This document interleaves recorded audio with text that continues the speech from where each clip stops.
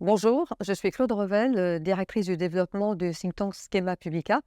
Et aujourd'hui, je vais vous parler d'intelligence économique et sport.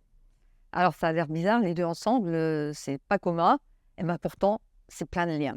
Alors, l'intelligence économique a toujours existé, elle est liée à la compétition et elle se gère par l'information. Évidemment, elle a pris une dimension nouvelle, une nécessité nouvelle avec la mondialisation et l'irruption de la société de l'information. Elle a 3 volets: l'information et l'anticipation, la sécurisation et les risques et l'influence et la démarche proactive.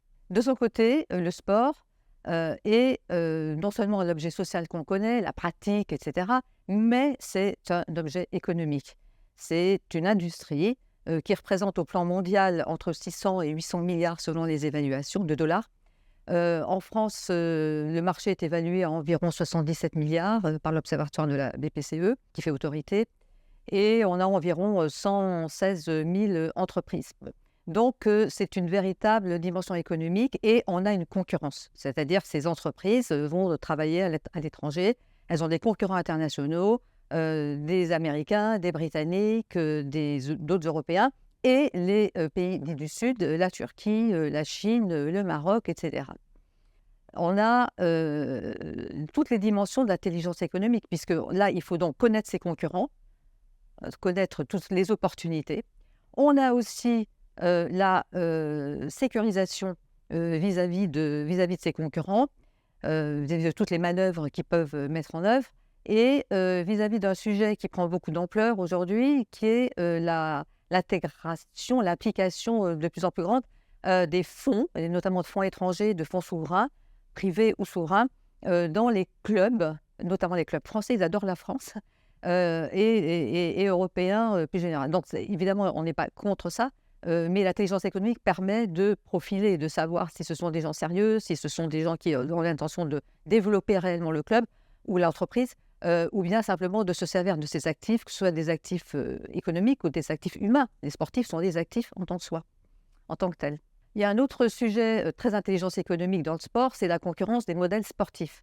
On a en France un modèle qui est modèle au sens système, hein, évidemment, qui est fondé sur l'intérêt général, l'accès de tous, le lien avec la santé, le lien avec l'éducation, même s'il n'est pas parfait, mais ce sont les principes du code du sport.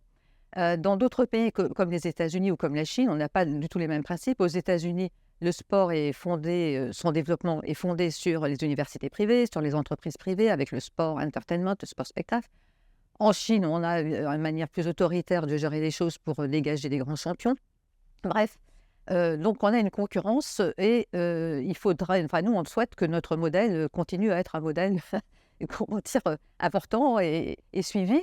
Et là, c'est une question d'influence. Donc on a l'influence en tant que diplomatie du sport, on a l'influence dans les instances internationales, trop souvent négligées par les Français, c'est-à-dire avoir des gens qui représentent notre modèle. Et puis on a la capacité à transformer l'essai. Je m'explique, c'est un terme de rugby, mais qui s'adresse tout à fait à ça.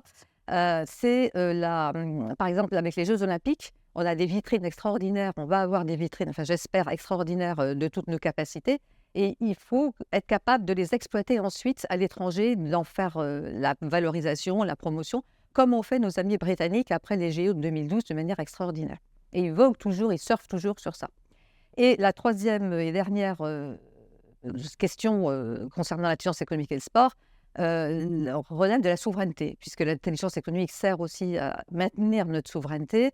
Et par souveraineté, on entend choisir ses dépendances, puisqu'évidemment, on ne peut pas être totalement indépendant. Et là, en l'occurrence, on a un vrai sujet, c'est celui des données.